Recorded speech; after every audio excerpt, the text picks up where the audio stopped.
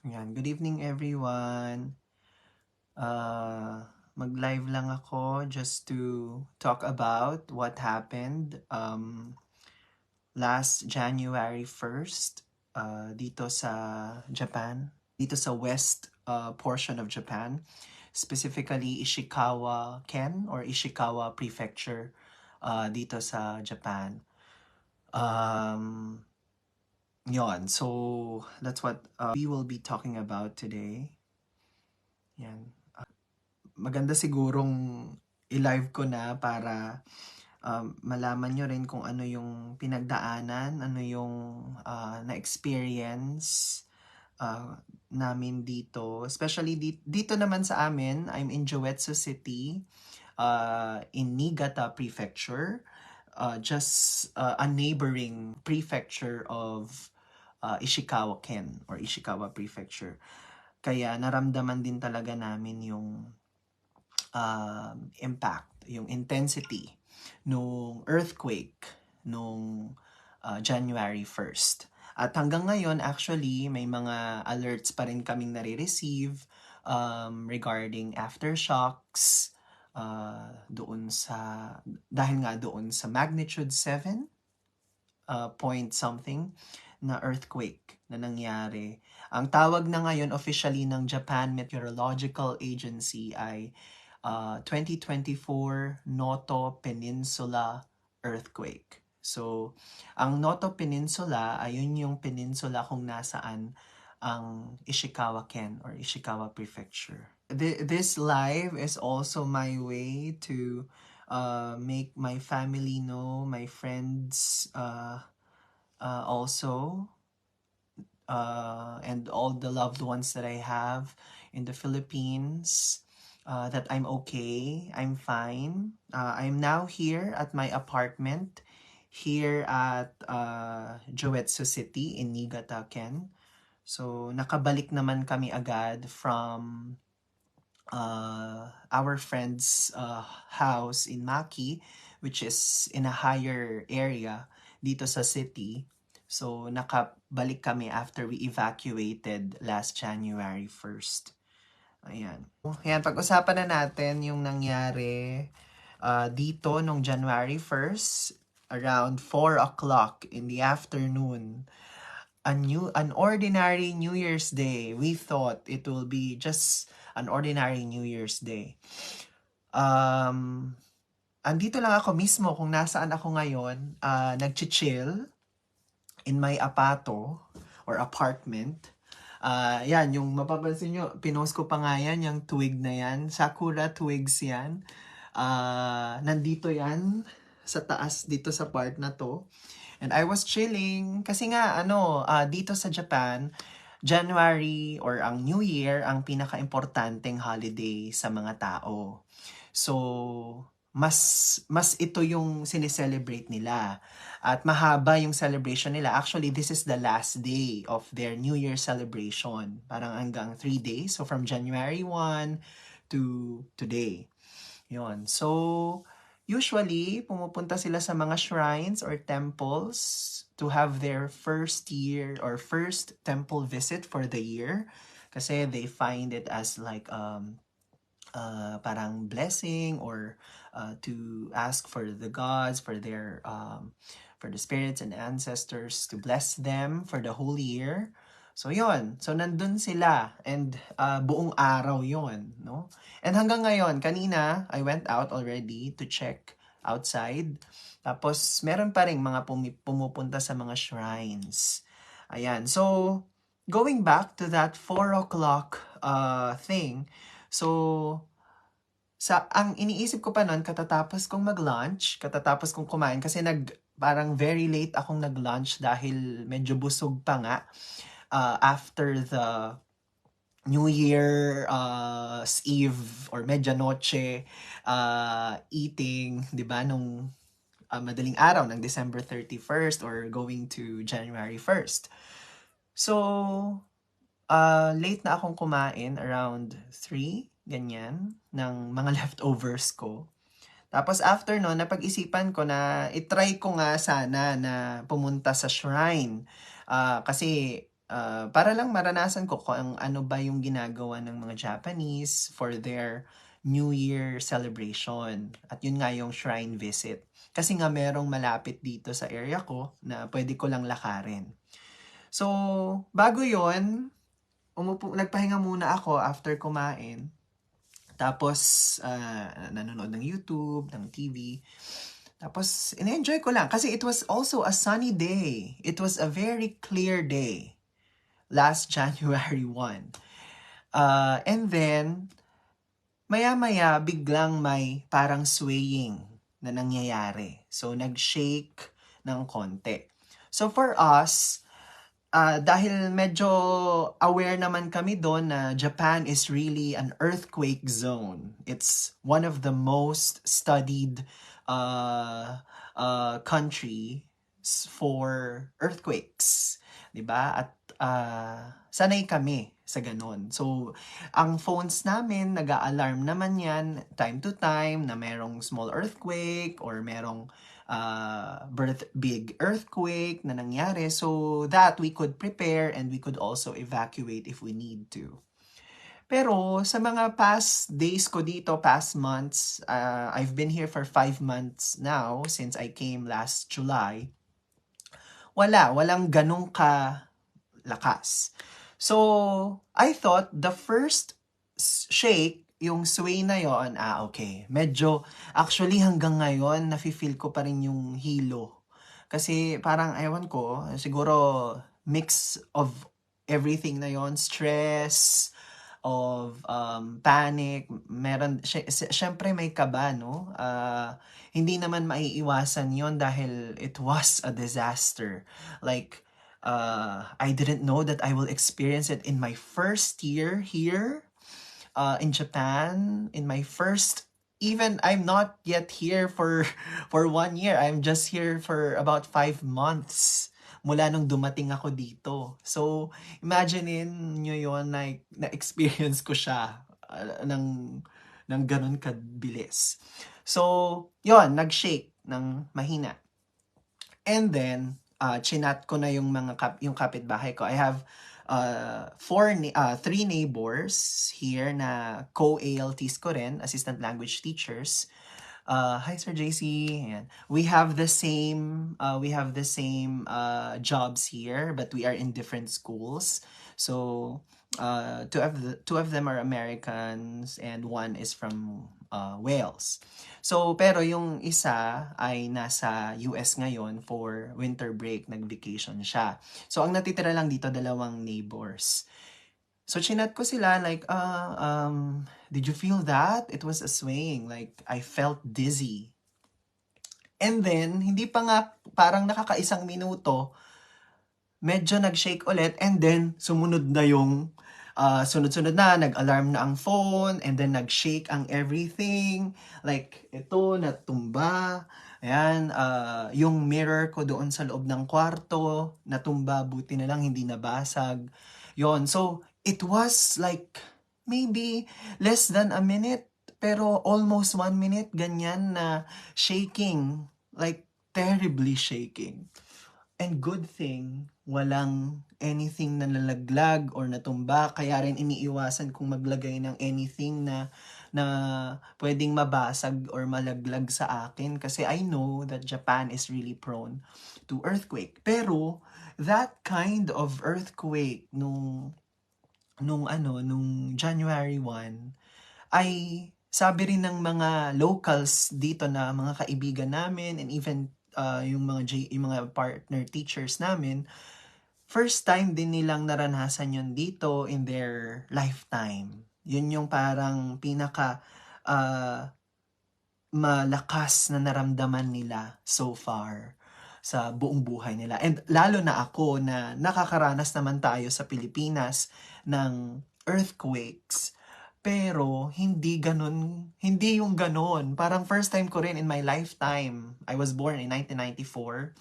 Well, maybe because hindi ko na-experience yung 1990 Luzon earthquake sa Pilipinas and the 1991 Mount Pinatubo eruption. Kaya wala talaga akong other experience na maiko-compare doon sa nangyari nung itong 2024 nga. Kaya yun I was really shaking, I was terribly shaking. Pero ang naalala ko lang, syempre, we need to calm down. Hindi dapat tayo mag-panic during those times. Sa Pilipinas din naman, napakaraming earthquake drills, fire drills na kung saan tayo nag-participate din noong nandun pa tayo, nung nandyan pa ako sa Pilipinas. So, yun yung ang unang pumasok sa isip ko to get something, like yung go bag nga. Pero unfortunately, wala pa akong na-prepare na go bag.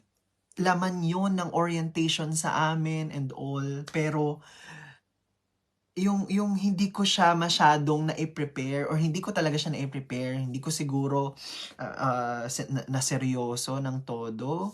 Kasi siguro parang yun nga, ang knowledge ko about it is I have to prepare.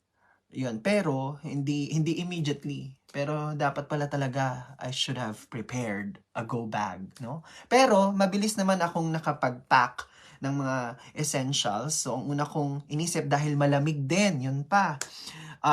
Winter ngayon dito sa Japan, buti na lang walang snow. Kasi kung may snowfall, nung January 1st, it will be really, really, really difficult. Kasi naranasan ko na yung pagdadrive sa snow, yung, paano pa kung yung maraming piles of snow, 'di ba? So, it's really, really difficult. So, buti na lang, hindi nagsusnow nung time na yon dun sa epicenter, sa Ishikawa, at saka dito sa amin, sa Niigata. So, hindi naging mahirap mag-evacuate for us. Sa Ishikawa naman, siguro talagang malakas talaga yung kung napapanood nyo naman na ngayon siguro sa TV, sa news dyan sa Pilipinas, or kung nasaan man kayong dako ng mundo ngayon, talagang nabigla rin lahat sila. And I saw an interview of the president of the Ishikawa Filipino community sa ANC. So, sinabi niya rin na in her 30 plus years living here in Japan and even in that area, hindi niya naranasan yung ganun kalakas. So, talaga sigurong matagal ng panahon bago nakaranas ng ganun, mula nung nakaranas ng ganun kalakas ang Ishikawa or even the west portion of Japan. Kasi ang common talaga, East Japan, yung alam nyo naman yung 2011 earthquake na nangyari, na cause din ng taas na tsunami. Yon. So ganun ang naging experience, nag-shake, and then nag-ayos ako ng mga gamit ko, ng blanket, ng kinuha ko lang yung gloves ko, jacket, nakasuot pa ako ng bathrobe noon kasi yun yung parang tandagdag ng ko sa lamig. Itong sweater na ito. So, kasi meron naman akong panloob. Yung panloob ko lang yung pinapalitan ko usually pag naligo. Tapos ito, yung suot ko, tapos yung bathrobe. So, yun, kasi inisip ko nga malamig. So, in case na mag-evacuate kami, kailangan may panglaban sa lamig. Yan. So, after nun, lumabas na yung colleague ko, yung kapitbahay ko. Tapos parang tinatanong nila ako kung gusto ko nang mag-evacuate. Sabi ko, sige, what should we do? Actually, ganun pa yung tanong ko. So, ang ginawa ko lang, tinanggal ko yung mga plugs ng electricity, binaba ko ito, yung mga pwede pang malaglag in case na magkaroon pa ng aftershocks and all. Yung salamin, sinecure ko na rin, binaba ko na rin. At iyon, so umalis na kami. Ang nag-drive ay yung isa naming kasamahan. Tatlo kami sa sasakyan. Iniisip namin pumunta doon sa nearest evacuation center. Meron din kasing tsunami warning at ako ay nasa malapit sa coastline ng Sea of Japan. So, kailangan talaga naming mag-evacuate. Although, mababa lang yung tsunami, nasa 4 meters yung reported na maaaring dumating. Pero kasi nga nadala na ang mga tao noong 2011, So, kinailangan namin talagang mag-evacuate, no? At I think that's the best way. You really have to evacuate. I-save mo ang buhay mo and all kesa sa ano pa mang bagay. Yon, so nilagay ko ang passport ko na ang mamaya may story pa. Passport, important documents, money, tubig, yan, and yon, yung mga kailangan sa go bag. Then, umalis na kami. And of course, yung rosary ko, hindi ko to inaalis sa pocket ko. So, yon. So, after that, pumunta na kami doon sa bahay. Nag-decide kami sa bahay ng isa naming co-ALT na medyo nasa higher area at mas malayo sa coastline. So, kasi doon naisip namin may electricity, may heater, hindi ka may pagkain just in case na magtagal at may beddings, 'di ba? Kasi kung sa evacuation center, hindi namin actually pa alam kung ano ang situation. Baka maano lang kami doon, magka-problema lang kami, no? In terms of the cold. Kasi ang lamig-lamig talaga. Umaabot sa negative yung lamig kahit na walang snow nung gabing yon. Nung umabot na kasi ng gabi. Like, 4 o'clock nag-earthquake, around 3 to 5 minutes, umalis na kami. After the earthquake, kasi nga, minake sure namin lang na secured yung apartment at walang mga other hazards, like yung magkukos ng fire, no? Kasi yun yung mga naging problema rin sa Ishikawa. Kung napanood nyo, meron ding nasunog na neighborhood doon.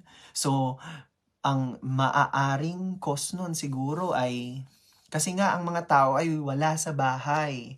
At dito sa Japan, ang gas nila ay parang connected sa isang source or sa isang source, tapos na-deliver yung gas through pipes yan or through tanks na naka-attach naman na sa mga bahay. So hindi uso dito yung bibili ka, mag-order ka ng gas, no? Hindi katulad sa atin sa Philippines, you need to order gas, ganyan, tapos i-deliver. Hindi, dito hindi, nasa bahay siya. So part siya ng parang bill mo. Para siyang tubig na connected na sa system. Yon. So, yun yung kailangang i-secure. Siguro dahil ang daming mga nasa shrine kahapon, ang daming umalis ng bahay, kaya talagang may mga may iwan at may iwan talaga na mga bahay na baka hindi na secure yung yung mga hazardous materials, no? So, yon. So, umalis na kami, nag-evacuate, nagstay kami doon sa neighborhood na yon, doon sa, sa mas mataas na area, away from our area, ng hanggang midnight, no? So, January 2, no? Yon. So, pero, during that time, around 4 o'clock, or mula na nagsimula yung earthquake, mga around 4:15, hanggang ngayon, may mga aftershocks. Pero mas less na ngayon. Unlike nung after the earthquake talaga, meron talagang halos minuto na aftershocks. Nararamdaman pa rin namin doon. Ayun, so, ang isa pa, buti ang na-witness ko, yung mga Japanese, no? Very calm silang nag-drive sa mga evacuation center. Kasi right after we left our apartment, nakita na namin doon sa mga roads na marami ng tao. So, marami ng cars. So, ibig sabihin, alam nila talaga na they really need to evacuate, no? At walang yung parang magpapaiwan, no? Pero, nasisilip ko pa nga sa mga kotse nila, ako nervyos na nervyos. Pero sila, sa mga kotse nila, parang, alam niyo yun, chill. Dahil siguro nga, alam nila yung gagawin nila. Ay ako, dahil first time kong na-experience yun, parang, alam niyo yun, buti na lang may nag-drive for us, no? Na neighbor namin. Thank you very much. And then, yun, so sobrang peaceful nung evacuation. walang nagbabanggaan or walang nagpipitadahan. Talagang ano pa yan ha, humihinto pa, nagi-giveaway pa sa isa't isa ang mga drivers. No, hindi sila yung nag-uunahan, ganyan. They still follow yung kahit na emergency yon, they still follow the traffic lights. So pag red, they stop. Pag yellow, they slow down and then stop. Pag go, they go. Ganon. So dun ako parang mas lalong parang nakakalma kasi nakikita ko na yung locals ay kalmado at sumusunod pa nga sila sa traffic rules, no? So yon, hanggang sa nakarating kami sa bahay ng friend namin na malayo na sa area. Tapos dun na kami nagpahinga, naghihintay ng updates, continuous pa rin yung updates sa phone. Yun din, another experience, talagang nag-a-alarm ang phone ng kahit nga before the shake. Meron talaga siyang alarm na earthquake, like that. Like, nagno-notify talaga sa'yo. Kaya talaga makakapag-ready ka. Maliban na lang kung talagang nandun ka sa sentro, tas talagang intense yung shake. No? So, pagdating doon, hanggang midnight, nung bago kami nag-decide na bumalik na lang, dapat matutulog na kami doon. Pero nung nakita namin yung sa app ng earthquake dito sa Japan na parang nagle-lessen na yung warnings, so naging advisory na lang. So ano kasi yon, merong major warning, tapos warning, tas advisory. Tapos hanggang sa na-lift na downgrade na yung tsunami warning. So yun yung signal namin na pwede na kaming bumalik sa apartment namin. Kasi inaalala rin namin na i-check din yung apartment ulit. Baka nung mga aftershocks may mga natumba pa or baka may mag-cause ng sunog, ganyan. So we decided to return home around midnight. Na January 2 na ito. Japanese time. Kasi yon. So nakabalik kami dito mga siguro 12:30, 12:45 ng madaling araw or ng hating gabi. Tapos, chinek ko naman, ayun, wala namang naging problema sa apartment. Chinek ko rin yung structure, yung building, yun, wala ring cracks and all. Pati yung gas. At yun din, kinabukasan, the gas company people, nakita ko, hindi na nga nila hindi na nga sila hindi na sila kumatok. Talagang pumunta na lang sila kasi nasa gilid naman sa labas ng bahay yung pipes namin saka yung gas tank namin. So i-check lang nila yon kung i-reset lang nila kasi automatic din yung nagsa-stop kapag may earthquake na malakas, kapag nakadetect siya ng earthquake. So i-check lang nila yon. And so far, mukhang okay naman kasi nakita ko lang din silang dumating, tapos chinek, and then umalis na. They did not even ring us to say anything or any information. So, umalis na sila. And then, ayun na.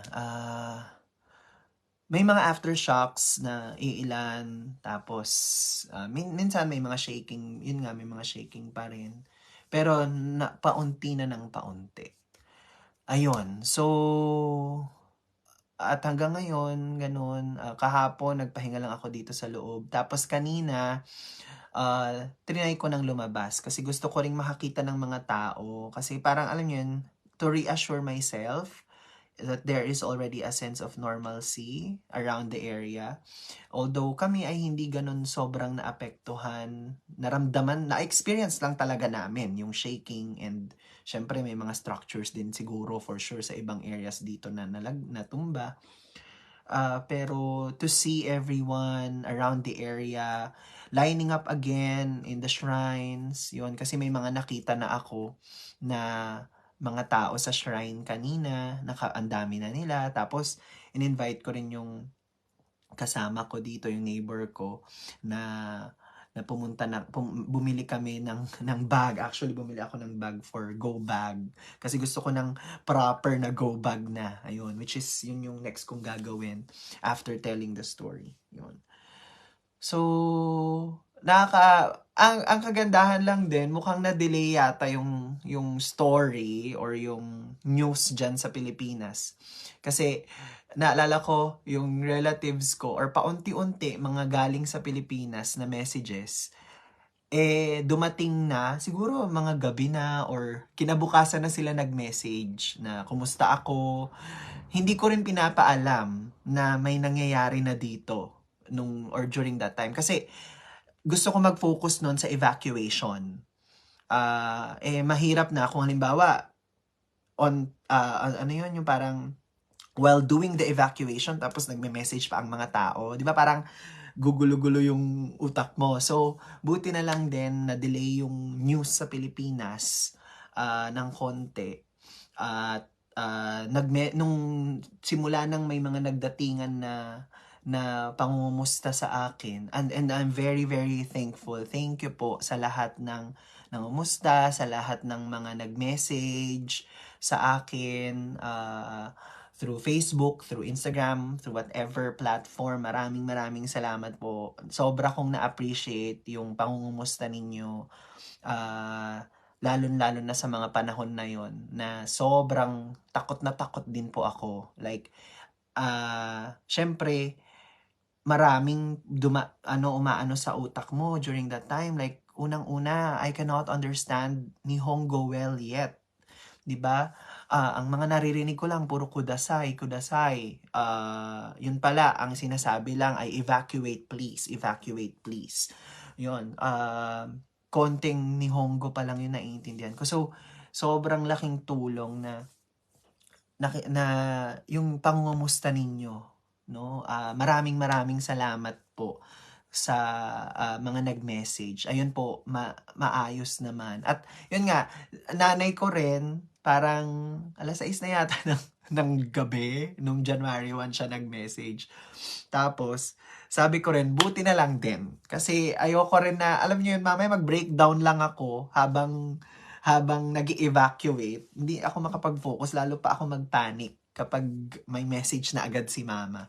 So, nasa maayos na lugar na ako nung nag-message siya. Kaya, mas mas kampante na ako, mas kalmado na ako nung nag-message na ako sa mama ko. Tapos nung kausap ko na sila, tinawagan ko na rin sila. Yun. And then nakakatawa nga sa group chat pa naming magkakaibigan sa Pilipinas, yung mga barkada ko. Nakikita ko nagchichikahan pa sila during that time, pero hindi ko rin sinasabi sa kanila na meron nang nangyayari sa akin. At natatandaan ko, parang ang unang nangumusta kung kumusta ako, yung nasa Amerika pa. Shout out kay Brian na kinabukasan na. Yon. So, doon sa group chat na yon. Like, sabi ko, buti na lang din. Kasi, mas alam nyo yon, mas magugulo pa yung utak ko kung mag-explain ako sa mga tao kung ano nangyayari and whatsoever. So, pero salamat pa rin. Kasi, when they learned about what happened, agad-agad ang mga messages, ang mga tawag. Maraming salamat sa inyong lahat. Mga kaibigan ko sa Diliman, sa UP Diliman, sa Laguna, sa UP Rural High School, yung mga barkada ko doon, mga former co-teachers ko. Maraming salamat. Mga former students ko, Rico Magnaye, ayan, sobrang thank you very much kasi siya, nasa Tokyo siya. Ayan. Isa siya sa mga una ring nangumusta sa akin gabi pa lang nung earthquake. So, thank you very much, no? Sa pag-message. I appreciate it a lot na yon, nakakatulong yon, no, sa well-being mo during a disaster, na alam mo na kahit papaano yung mga simple messages pala na yon ay nakakakalma kasi alam mong merong malapit sa'yo dito or merong mga nangungumusta sa'yo na alam mong hindi ka nag-iisa. Kahit na literally, I'm alone as a Filipino jet dito sa city ko. Kaya although maraming Filipino community, thank you rin, shout out to to Kuya Stevenson Alioso, the president of the Niigata Philippine Society. Yan, kasi they also check on me, and I think he reported it as well naman din sa consulate na yung whereabouts ko and my well-being here sa Joetsu City, kasi ako po ang nag-iisang Filipino ALT, no, dito sa Joetsu City sa Niigata, at sa ngayon nag-iisa akong Filipino jet dito sa Niigata Prefecture, sa buong prefecture. So medyo talagang scary kasi wala akong mapagtatanungan ng experiences ng Filipino kung paano ba mag-evacuate if ever. Yun. So, thank you very much, Kuya Stevenson Alioso, the president of the Niigata Philippine Society, for assisting me as well. Kila Ma'am Jeneline, Ma'am Joyce, yung mga kasamahan ko rin sa church, kay Nanay Josie. Yan. Thank you very much po for messaging me, for checking on me. Yun. So, thank you very much. Yan. Yun. So, yun po ang naging experience ko sa Noto Peninsula earthquake.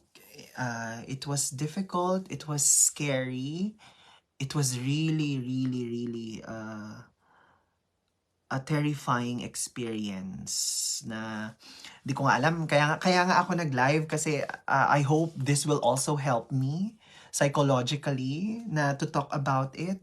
Kasi lalo na I'm using our language, kasi siguro ang hirap din nasabihin ko yung nararamdaman ko sa mga kaibigan ko dito, kasi syempre Ingles o kaya Japanese, 'di ba? Parang mahirap alam niyo 'yon, yung talagang ano ba yung nararamdaman ko talaga. Nakakatakot, pero thank you sa lahat ng sumuporta, sa lahat ng nag-message, sa lahat ng umalalay nung time na 'yon. And we pray, no? Yung ipag-pray po natin yung mga nasa Ishikawa Prefecture, yung nasa Ishikawa Ken. There are 1,000, I heard in the news, ang sabi ng president ng Ishikawa Prefecture Philippine Society, nasa 1,074 Filipinos, one of the biggest number of Filipinos in one of the biggest number of Filipinos in a prefecture dito sa Japan. So, malaki yung Filipino community sa Ishikawa Ken. So hopefully well accounted yung mga tao doon, no? Lalo na yung mga kababayan natin doon sa Ishikawa. And yun, let's continue praying for Japan and for our kababayans na nandito sa Japan, lalong-lalo na po ang mga naapektuhan, yung talagang super greatly affected na, at sana accounted lahat ng Pilipino na nandoon sa Ishikawa Ken. I think the Philippine Embassy is also doing their part para ma-assist sila. Ayan, nilagay ko po doon sa caption nitong live ko yung directories ng Philippine Embassy. Kung meron po kayong mga kamag-anak na nasa West Japan area, lalong-lalo na po yung mga nasa Ishikawa Ken, dito na rin sa Niigata and all. Ayun po, may mga directories po dyan. Pwede po kayong tumawag sa kanila for their disaster preparedness concerns. Yun. So, ayun po. Ngayon, yun po ang mga naging experience ko dito sa Noto Peninsula earthquake. It was a tough start of the year, imagine. Tapos meron pang sumunod kahapon, January 2, yung rescue efforts na dapat yung Japanese Coast Guard airplane na papunta yata dapat doon sa Ishikawa or dito sa Niigata ay palipad sana sa Haneda. Tapos nag-collide siya sa isang commercial airline ng Japanese Airlines. Ayun, dun sa Japanese Airlines, parang lahat yata nakasurvive. 300 plus passengers and the crew and the pilot. Pero dun yata sa part ng Coast Guard ay may casualties, no? I'm not yet really sure about the details. Nabasa ko lang sa mga sinishare sa aking links ng NHK, ng mga reports sa mga local news dito. Ayun, meron din ako nabasang parang statement ng Prime Minister. Yon. So, kung meron mang casualty doon sa accident na yun, let us all pray for them, no? What are my learnings from this experience? We really have to prepare ourselves. We have to be serious about the emergency preparedness protocols, yun, at kung paano tayo mag-evacuate. Kailangan alam na alam natin, no? Tapos, yun din, grateful lang din ako na ang Japanese people are very helpful. And kahit na hindi kami magkaintindihan, alam niyo yun, nakikita naman namin na may compassion ang bawat isa, no? Nakikita ko sa news.